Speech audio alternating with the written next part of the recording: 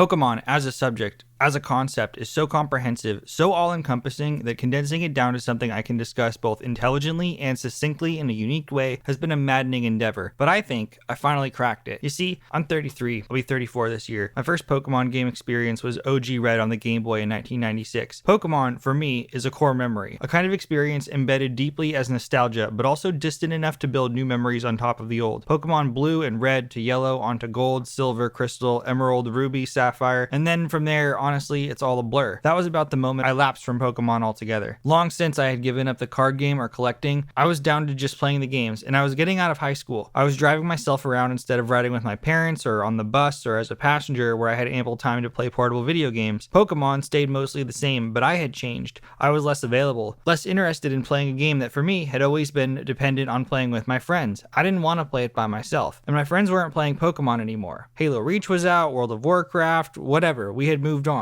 I had moved on from Pokemon. From childish things. Or so I thought. It is July of 2016 and Pokemon Go is out. I haven't really touched Pokemon in what feels like a decade, but it's getting me out, getting me using my phone in this gamified way that nothing else has really tempted me yet. Honestly, I might even be a little addicted. Consult your dealer. You may need more crack. I find myself walking around the block, my usual exercise, now holding my phone, hatching eggs as I stroll. My friends and I are all playing when we hang out, at the bar, on the boat, even at work. I've made new friends I would never have interacted with before merely because I recognized the familiar flick of the Pokemon catch from a distance. It feels like the start of a new genre of video games entirely, a kind of gamified application that might finally hook me, a lifelong mobile game skeptic. But all things fade, and as the thin mechanics of Go would wear off within a few months, I would ultimately uninstall the app just shy of its 1-year anniversary. But by that point, I was already level 25 and I had invested substantial time, and I was curious for more. It's April 30th, 2021, and new Pokemon Snap is on my Nintendo Switch. I made a YouTube video detailing my excitement, how enthralled I am to get to dive back into something so purely nostalgic to me. The game itself is good. Maybe not quite as exciting to my 2023 brain and my childhood memories would lead me to believe, but pretty darn engaging nonetheless. I enjoy the blend of old, familiar Pokemon I recognize like Magikarp, Squirtle, and Pikachu with new favorites Xerneas or Scolipede. I love that I inherently know that where there's a Magikarp, there must be a way to evolve it into a Gyarados, a callback that echoes in my memory all the way back from the first game. The experience is best enjoyed in short bursts rather than longer play sessions, but of all my Switch games, I actually think it's tailored the best for on-the-go play, sharing some long-lost DNA with classic handheld titles and design philosophy. When all is said and done, I only wind up playing about 20 hours of new Pokemon Snap, but it remains forever etched in my mind as a deeply fun experience. More importantly, it reignites a curiosity, and it opens the door for more to come. It is January of 2022, and I haven't played a mainline Pokemon game in years. I'm not exactly sure how long, but Pokemon Go has long since been uninstalled, and my attention and affection for its gimmicks waned. I've skipped a generation of mainline titles, Black and White all the way through Sword and Shield. I have a Switch, but just don't feel interested in what looks like more of the same from a franchise I had long since left behind. I was satisfied. And maybe it's weird to admit it, but Legends Arceus is actually one of my favorite games I've ever played. I don't know what hooked me so hard. From the first teaser, so vague that the genre of game couldn't be properly inferred from it, I was hooked. The mechanics, the nuts and bolts of the gameplay are somewhat besides the point, as Arceus is about the journey. Legends is about hiding in tall grass, edging ever closer to throw a heavy Pokeball and try and catch an elusive, significantly overleveled Scyther so you can cheese the first boss. Much gets made of the open world design, but Arceus benefits from a change of focus more than in design. Arceus is a game, first and foremost, about collecting critters, and it's a refreshing change of pace. Harkening back to Pokemon's bug collecting roots, Arceus is a prequel from before the champion storyline. Legends is about discovery, not conquest.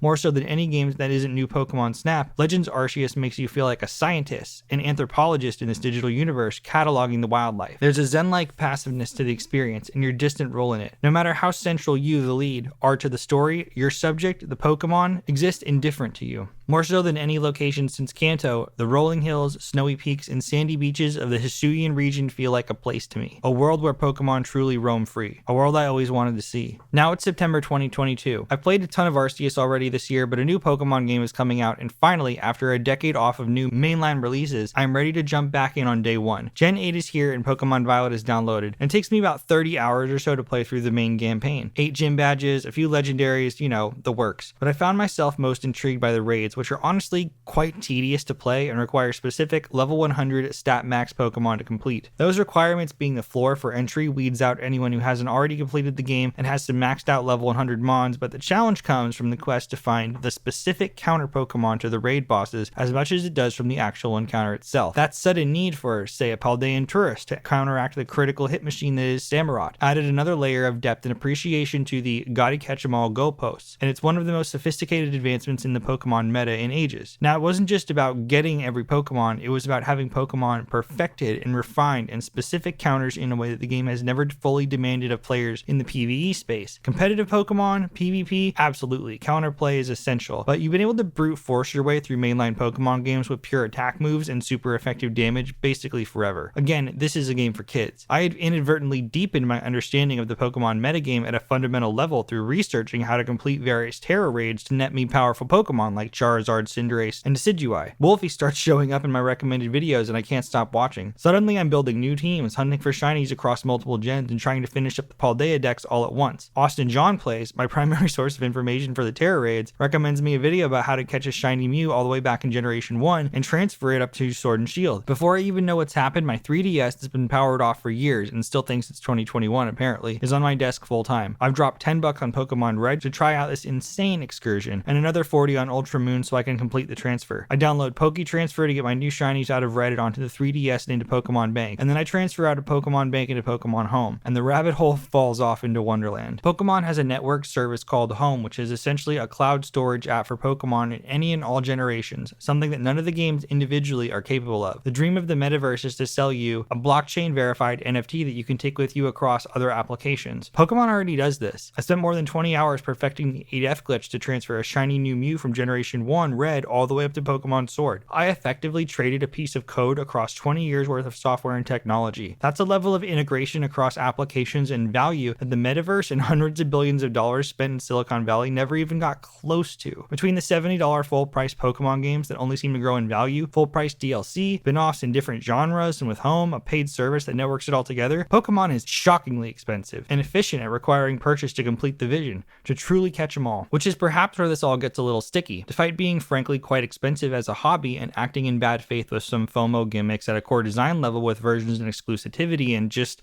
stuff, Pokemon is ostensibly a game for children. Simple enough to be picked up by young children with enough randomly generated depth and chance to trigger the addiction center of adults, converting fans into true addicts. On some level, this entire script, this video existentially is my admission that I got semi-addicted to Pokemon for a while, and I needed to convey my experience and how it felt. At its core, Pokemon is baby's first RPG, but the simplicity is part of the genius of the game design. Part of what I enjoy so much about Pokemon as a fandom is the different levels of depth with which myself and others interact with a given game or application. Some just play the games to beat them, wrapping up the team with a level 70 or so Pokemon, 8 gym badges, maybe a legendary or two, and call it a day. Some dig deeper and try to fill out the Pokedex, collecting all the legendaries and seeing all there is to see in terms of actual content. Even further down the iceberg are those who shiny hunt, either for a specific team or to fill out their own shiny Pokedex. But to even begin this endeavor requires that you complete the dex and get the shiny charm. Sure, you can technically get shinies without filling out the dex and without the charm, a fairly standard reward for beating most of the mainline games, but it essentially doubles the rate at which they appear, making it a must-have item if it's what you're serious about doing. Further still, deeper into the abyss we have breeding perfect Pokemon, forever seeking and breeding ideal base stats. And then there at the bottom is perhaps the greatest challenge of all, the full Pokemon Home living dex with over 1,500 Pokemon. And technically if you want to do the full home dex with both shinies and genders, that will multiply the final tally significantly. We're talking thousands of Pokemon, hundreds of thousands of hours spent catching, leveling, evolving, breeding, trading, raiding, and none of that is even touching the competitive side or the multiplayer element whatsoever. That's right, I've approached 2,000 words of PvE Pokemon by itself. World Championships for the video game, the card game, Pokemon Go, Wolfie, Beast Coast, the anime, haven't touched any of that. Those aren't even layers of the iceberg I'm talking about. Those are layers of another adjacent attached iceberg that also goes down all the way to the Mariana Trench. That Pokemon iceberg with the layers of depth and investment, and with games spanning every genre and every device imaginable, is why Pokemon hasn't just survived for nearly 30 years, but has thrived, flourishing in popularity and dominating in market share. This is a level of depth that Web 3.0 never achieved. NFTs persist because they are perceived to be financial instruments by those who can't let it go, and Pokemon persist because they develop a relationship with the owner. Doing so have become inherently valuable in ways that I don't think were ever fully anticipated. My Metagross started off as a wee bedlam, rescued and purified of darkness in Pokemon Go before being transported transported across time and space to be my tank in Pokemon Sword. It's not just a Metagross, it's my Metagross. It's a story that I took part in. I walked with my little Bedlam buddy to get more candy to power him up. He and I are so tight that he does a little dance when he arrives out on the field. I genuinely feel like I have life experience with a Metagross in the way that I could never feel towards an NFT. Pokemon has given shape and form to something all of Silicon Valley couldn't nail down. And I do think on some level people within the cryptosphere know this, which is why some of the high profile projects like Logan Paul's Crypto Zoo are essentially just shitty NFT Pokemon. Dan Olson compared Decentraland and the Metaverse to an empty mall, and I think the NFT version of that comparison is shit Pokemon. The flip side being that Pokemon is the real version of NFTs in the universe where Pokemon is the most valuable, most lucrative, and most enduring metaverse of all. Pokemon was building a metaverse long before recognition of such an entity was parlance in the popular culture. It's outlived generations of imitators across a spectrum of games and media and a full-on assault from Silicon Valley dollars in the 2020s, and it's still thriving. It's still one of the biggest brands in existence. Now it's 2023, and even though I've literally scripted it out, it can be hard to internalize how I got here. How I spent hundreds of dollars even if it was several years. I captured hundreds of Pokemon and completed about 90% of the decks across 3 titles being Sword, Violet, and Arceus. I have a smattering of shinies pulled mostly from Gen 1 that I do treasure for the experience of getting them, but are also fundamentally worthless. There's DLC for Scarlet and Violet coming out in the fall, and it looks,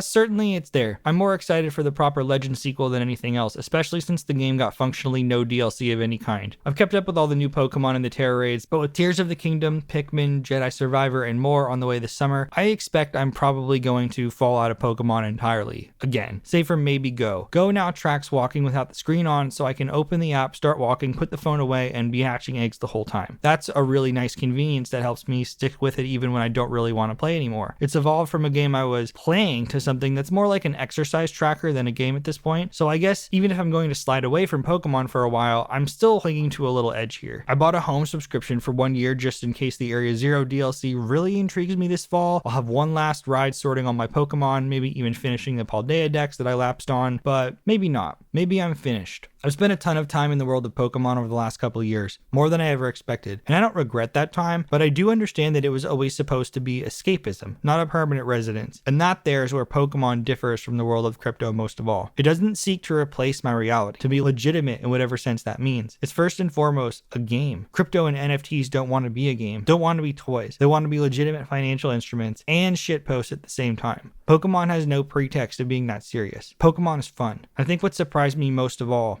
about Pokemon, about growing up as a human, is how much I crave, need that fun to tether me.